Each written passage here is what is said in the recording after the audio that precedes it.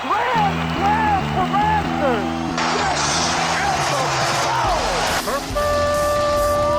It's time for Blessed to Play on EWTN Radio, uncovering the role that faith plays in the lives of sports professionals from around the country. And now, here's your host, Ron Meyer. Fire, score! Joining me today is Samantha Kelley. She's an international presenter, author, and speaker, and she's the founder and current president of Fierce Athlete, Inc. She was a 9-time state champion in high school between soccer, ice hockey, and track. She played Division I soccer at UConn for the Huskies and is currently involved in competitive rowing, pickleball, and triathlon. She holds a master's in Catholic psychology and a certificate from Notre Dame in Catholic Innovators certificate. And we're going to talk about what she's doing with Fierce and also about the new executive order that was signed by President Trump, really banning trans athletes from playing sports throughout high school, college, and even maybe even filtering into the pro ranks as well. Sam, welcome to Blessed to Play. Thanks, Ron. It's good to be here. Well, let's talk about Fierce. I know you started this several years back, and why don't you tell us why you started it and what you have seen reaching out to women in sports? Yeah, absolutely. Well, as you said in my bio, I was a D1 athlete at UConn, and which was an invaluable experience, and I loved it. But I will say, showing up to UConn, I was pretty shocked by some of the toxicity of the culture on my team, the culture generally in college athletics, and also kind of personally, I endured a pretty significant injury. So they actually told me it was going to be career ending. I did end up coming back, but all of those factors kind of led to this identity crisis and confusion about what was the true purpose of sport. And long story short, ended up having a reversion back to my Catholic faith, Mm-hmm. and came to see sport as an avenue to grow in holiness. And after college, I actually became a missionary for a number of years with an organization called Focus. Worked with their athlete subdivision, Varsity Catholic, at the University of Texas. So I was working with, national champion volleyball players and all different athletes. And I noticed between UConn and the University of Texas, this kind of repeated theme of athletes, but really female athletes not knowing who they really were, not knowing their true identity as daughters of God. And I just saw also all of the brokenness that came from the pressure they faced in elite athletics. And over time, really came to recognize that what I believed was the antidote to that, and I still believe is the antidote to our times, is John Paul II's theology of the body. So a proper understanding of the human person, proper understanding of the male-female difference, which will come into our conversation, I'm sure, later in this podcast, and a proper understanding of the purpose of the body and the purpose of the soul. And when I looked around, there were a lot of amazing Catholic and Christian ministries out there, but none were specifically for women. And I felt that the issues that women were dealing with in sport were unique and different from men. And then none were really emphasizing this theology of the body and willing to talk openly about some of the hard issues that athletes were facing. And so, yeah, I started Fierce. Gosh, it's been 8 years now, Wow. which is crazy. It's grown internationally, and our mission at Fierce is to empower female athletes to thrive in their God-given identity and femininity. And so we work with athletes, like I said, all over the world, everywhere from middle school all the way up through professional athletes to really help them on their journey of faith, but also on their athletic journey as well. So when you started Fierce, the whole issue of biological men competing in sports, in women's sports, that wasn't an issue back then, was it? You didn't start Fierce for that reason. No, not at all. I started Fierce because of the confusion about identity, the confusion about sexuality, the party culture, the body dysmorphia, the eating disorders, all of these other issues. But, God is so good because I can see in his divine providence how he placed us in this specific lane, knowing that a couple years, and I kind of saw the wave coming a little bit before it hit. Even I didn't think we'd get to the point that we got in regards to men competing in women's sports, but I am humbled that we have been placed where we are so that we can be one of the leading voices out there really on the issue and having fought the issue and continuing to fight the issue, because unfortunately the battle's not over. Blessed to play Ron Meyer chatting today with Samantha Kelley. She's the president of Fierce. I want to get more practical about this because obviously you talk about proper identity and sports being properly directed. What are some of the impediments, some of the challenges for women competing in sports and maintaining a true identity? And I think from a Catholic perspective as a Christian. Sure. It's interesting today. I mean, I spend the majority of my time working with young people, and there's this trend, and we could go off in a whole other conversation about this, but where all young people are starving for a label. They're starving for an identity. Like, they want to be labeled as something. And I think very naturally for athletes, because of their accomplishments and what they spend their time doing, that label becomes, well, I'm an athlete. And, we believe that a proper understanding of who you are is foundational, because the issues that I alluded to before, whether that's disordered eating, which can lead to eating disorders, whether that's body dysmorphia, whether that's, partying, whether that's sexual promiscuity, whether that's same-sex attraction, whether that's confusion regarding one's sex and gender. We kind of believe, and again, there are diagnosable mental health elements to this too, but we believe that's all a misunderstanding of who you really are. And who we are is not what we do. It's not what we look like. It's not others' opinions of us, because all of those things are important, but they set us up for failure. So, for example, I'm talking to an athlete recently, and she's like, well, if I make the varsity team, then, my dad's going to pay more attention to me, or then I'll be considered athletic, and the problem with those if-then statements is they set us up for failure, and that can lead to a lot of self-hate and things like that. So we just kind of help athletes step back from all that and realize, no, you've actually been created as a precious daughter of God, period. However, he did create you athletic. Like, that's in your unique talents and your unique gifts. And so you are his daughter, and you can't earn his love, but he wants to see you thrive in your God-given athleticism and in your other gifts that you've been given. And so helping them properly order that, we find, is just crucial and so fundamental. And then from there, we can then step into some of these other issues that they may be struggling with, and kind of helping them re-integrate and reorder things from there. A question for you that came to mind is that as a female athlete moves up in the competitive ranks, whether it be from high school to college and college to pro, is there an atmosphere that will dissuade her from embracing her femininity? I think it depends. But there are definitely instances. I'm thinking of certain professional sports leagues and certain sports, and I think historically, right, because sport was predominantly male, for a lot of years when we looked at sport, women felt like they had to be men in order to compete. Or they, and this was a struggle of mine, and I think it's still a struggle for women. Well, I can't be both feminine and athletic, or feminine and competitive. And those things actually aren't at war with one another, and they shouldn't be. It's one of the reasons we named Fierce Fierce. It's like, you can be fierce, but that doesn't mean you need to divorce that from your natural feminine tender side at the same time. Like, the two can live in congruence. And so, unfortunately, especially women's professional sports, it's highly secularized, it's highly toxic. And so I think women do battle with this concept where they either feel like they have to overcompensate in their femininity, and that can lead oftentimes to promiscuity and things like that, or they feel like they have to quote unquote masculinize. And we got to be careful with those terms, because if you're a woman, you're feminine, period. If you're a man, you're masculine.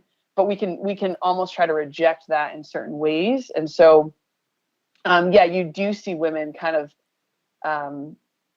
overcompensating or undercompensating in that regard, which is unfortunate. And I think it's a real struggle. Blessed to play Ron Meyer. We're chatting today with Samantha Kelley. She's the president of Fierce. and she's doing some great work with female athletes, giving them a greater appreciation and understanding of their true identity. And I think this identity doesn't only come from, who you are as an athlete. That's part of your identity because you put so much time and passion, but who you are as a child of God. So talk about the theological understanding of, embracing a true identity. Yeah, I mean, again, you just outlined it so well.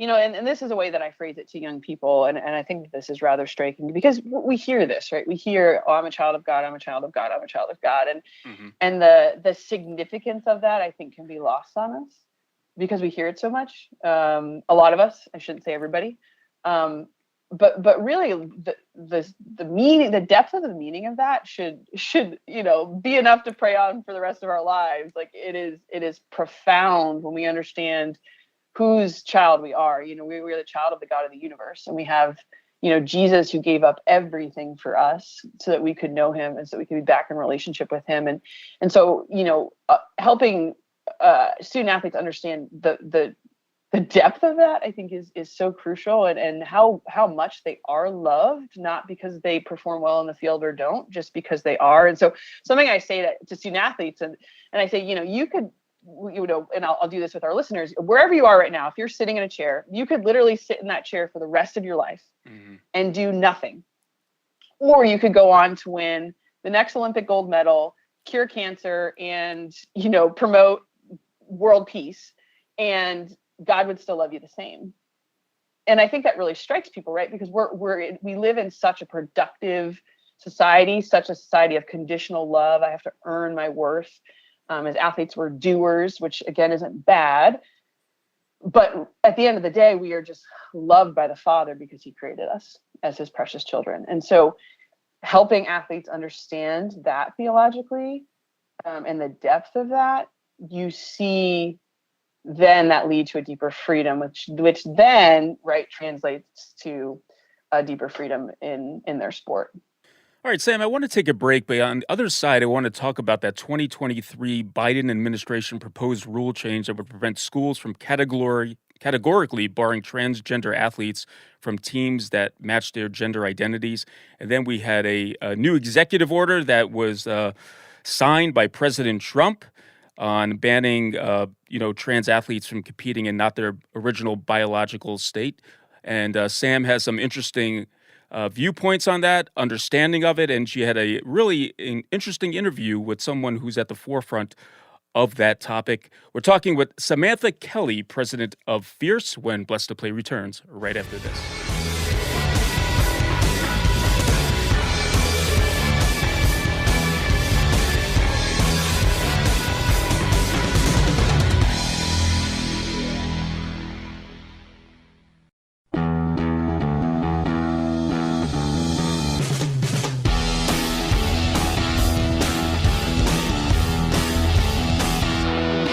Welcome back to Blessed to Play. Ron Meyer joined today by Samantha Kelley. She's a international presenter, author, and speaker, and she's also the founder and current president of Fierce Athlete, Inc. She was quite an athlete in her day, a 9-time state champion in high school, and then played competitive soccer at UConn for the Huskies. Sam, that was we talked about identity in the first half of the show, and that was thrown upside down in 2023 when transgender athletes were allowed to compete not in their original biological state, and they're basically boys competing against girls. And there's been a whole slew of newsworthy events that's happened, injuries, and everything was really turned upside down. Let me ask you a basic question on this. Did you see this coming? Yes and no. Yeah, I think a little bit before the Will Thomas thing happened at the University of Pennsylvania. So that was one of the most notable occurrences. I think kind of what blew this issue wide open nationally was when a Penn swimmer who for 3 years swam on the men's team, his fourth year decided that he wanted to swim on the women's team and was allowed to, ended up breaking records, winning NCAA titles, competed against Riley Gaines. That's kind of where you saw her enter. But Ron, I grew up, I won state championships. 7 of them were in track. Mm-hmm. And I won them on every year. The state track championships. I grew up in Connecticut. Was on this particular track in New Britain, Connecticut. It was a very, very fast elite track stadium that they had built. And a couple years after I graduated, two males decided that they were women, and I think set 14 state records on the same track that I competed on. And it was very hidden. But because I'm from Connecticut originally, just saw the whispers of it, saw what was happening, was outraged by it, and hoped and prayed that it wouldn't get to where it is and where it's gotten. But also at the same time wasn't surprised based off the woke culture and things that it did kind of explode and get out of hand. And the ramifications were not only, there was physical injuries, obviously. I know there was a high school volleyball player that I think had some trauma to her head and maybe even to her brain. But this actually took away scholarships as well from undeserving athletes. Yeah, I mean, scholarships, I think they did like an international study last year of how many championships were stolen, whether that's medals or state championships or conference championships, and it was like in the 800s. And I think actually the most jarring thing, and this is a little bit more anecdotal, but when this was all kind of starting, so when the thing was going on with Will Thomas at Penn, I was sitting down to coffee with a girl and her mom. She was a basketball player out in Denver, Colorado, 16 years old, already getting D1 offers, a pretty elite basketball player. And she brought this whole issue up, and she said to me, it just makes me feel like I don't matter. And that like just ripped my heart open, because that's the exact opposite of what sport should do, especially for young women, right? It should empower them. And what the government was saying, what these sports teams, what these coaches, these conferences, the NCAA were basically saying to women was, your rights, your feelings, your safety doesn't matter. And that again was, I think, the most heartbreaking part of it all. Yeah, and that's what Title IX did. It strove for competitive fairness, and this turned Title IX upside down, in effect. Blessed to play Ron Myers, once again chatting with Samantha Kelley. She's the president of Fierce. Okay, so a happy day came when Trump signed that executive order keeping men out of women's sports, but there was some damage that was done. And I know you got to interview Riley Gaines, who's at the forefront and stuck out her neck when the legacy media was going after her, just for promoting that, there shouldn't be this transgender conflict that's into competitive sports or just sports in general. What does this mean now? Are we in the clear, or what is this executive order going to do for women's sports? Sure. I mean, it's definitely a huge victory. Interestingly, the president of the NCAA had told Riley for years, I don't really agree with this, but my hands are tied. And it's like that's pretty spineless, But the day after Trump signed this executive order, which essentially, will not allow men to compete in women's sports, the NCAA came out and said that they would honor it. I mean, obviously, Trump threatened withholding funds from them, so money does a lot. But we're actually not in the clear. So it's a huge victory. It's something that we do need to celebrate. It's something that, the NCAA, that was kind of the holdout. I mean, a couple weeks prior to that ruling, the Attorney General of Tennessee kind of overturned that ruling on a federal level that Biden had put in place to change sex to gender identity within Title IX. So that was kind of the first. And then we saw the House of Representatives pass the Fairness in Women's in Sport Act, and then the executive order came. However, really, and I defer to people at Alliance Defending Freedom for some of my knowledge. If you're looking for kind of updated information on this, they're the ones really fighting this battle on a legal standpoint. Really, we're not in the clear, because while there's an executive order, I think there's still two battlefronts. One, people on a state level can still try to overturn this. There was a headline recently even that a student in New Hampshire was going to try to fight this. And so what we really need to do is we need the Senate to vote on this act, and or we actually we do need a Supreme Court case to really make this the rule of law. Mm-hmm. But then, so that's on a national level, but then we also have to look at the international, right? And we hope, I mean, America has such influence on the rest of the world, and there's been some governing bodies who have done great, but we also can look at what happened at the recent Olympics, right? With the boxer who was a male and mm-hmm. allowed to compete in the women's category, and women stood up against that. And I think that really empowered the movement. But this is really an international issue. So the battle's continuing, but again, this was just a huge victory. I don't want to even understate that as I say that we still have work to do, because the tides, I believe are turning. Now, the ramifications don't only extend to athletes, but coaches as well. And I know there's been a number of coaches who lost their job because they wouldn't compete against a transgender athlete. And I know you work with coaches too, so maybe you could talk on that about how it's affected coaches throughout the nation at various levels, from youth sports all the way up to college. Sure. Yeah, we have had some absolutely courageous coaches stand up for truth, and we've also had some coaches who have done the opposite. I think of Dawn Staley, her comments last year, right before they played the national championship for women's basketball, was asked straight up, do you support men and women's sports? And she said yes. And how disheartening that was. I mean, it's not only because I'm a UConn alum and I don't like South Carolina basketball. It really was like, you got to be kidding me. Yeah. I pray for her, but it's like, you are leading the best basketball players in the country, and you just said that you'd be okay if they played against a man. And so, you had that, but then you had, tremendous coaches standing up. There was the lacrosse coach who got literally fired for sending out a tweet about the kind of the ridiculousness of this all. I think most recently there was a lawsuit filed. There was a male, for those that don't know, there was a man playing on a women's college volleyball team at San Jose State. And the assistant coach was not made aware that this student was going to be on the team and that they were male. And she voiced her concerns. And so she was just recently fired, finally. And she just filed a lawsuit against the school. And I believe there's some lawsuits against the conference as well. So, all of these people, whether it's the Riley Gaines or the Paula Scanlon or these coaches, administrators, I think they fed off each other, right? There was this movement that began that gave a public voice to, I think, what was in the hearts. I mean, clearly what was in the hearts of majority of Americans.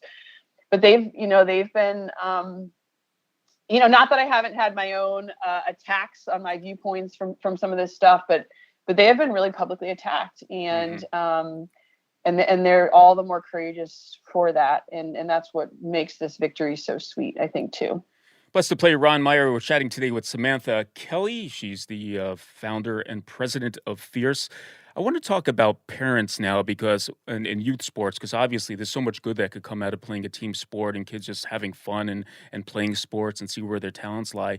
What's your advice to parents who come across this conflict when they're playing in a youth league and they see someone who's transitioning, who's not of the same biological sex as their daughter playing?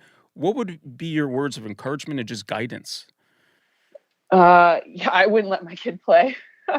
And again, hopefully because of the executive order, there will not be these cases, because there's even studies done. They say, well, what if a youth or a minor, and again, there's being rules put in place to protect minors from this abuse of being put on puberty blockers and things like that. But there has been this, well, what if they transition, or quote unquote, before, they hit puberty? Does that have an effect? There's actually been scientific studies that do show, even pre-puberty, a advantage of little boys over little girls. So there's still an unfairness in that. I mean, parents, you have a voice, and I think parents have been given more courage to have that voice today. But I think boycotting is highly effective. I think, and again, these things can be done with mercy, but we're not called to tolerate others. We're called to love, and love comes with truth. Mm-hmm. And so, I mean, I wouldn't stand for that. One, for the protection of my kid, but just to the integrity of it. God, when he designed us as our identity, didn't really say this earlier, though it was implied, like he created two sexes, and I will forever in eternity be a woman, and so it's God created men and he created women. So there are daughters of God and there are sons of God. And that is a beautiful, stunning difference.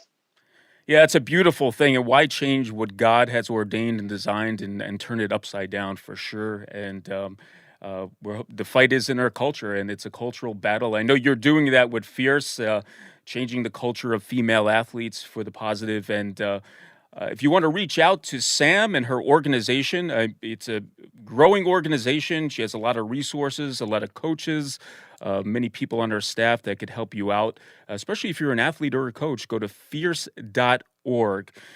Well, Sam, thanks so much for the discussion. I appreciate it, and really getting a better understanding of the ramifications and also, where we are in the present and how we can move forward in the future to creating a positive environment for women in sports. Thanks so much for joining us right here on Blessed to Play. Yeah, thanks for having me, Ron. Hey, Blessed to Play fans, check us out on the web at blessedtoplay.com. That's blessed, the number 2 play.com. You can like us on Facebook. Hit us up on the platform X at Blessed to Play. For Samantha Kelley, I'm Ron Meyer. Thanks so much for joining us right here on Blessed to Play. You've been listening to Blessed to Play with host Ron Meyer on the EWTN Global Catholic Network. If you have a question or comment about today's show, feel free to email us at info@blessedtoplay.com. That's blessed, the number 2, play.com. You can also connect with the show on the web at www.blessedtoplay.com. Again, that's blessed, the number 2, play.com. Join us again next time for Blessed to Play on the EWTN Global Catholic Network.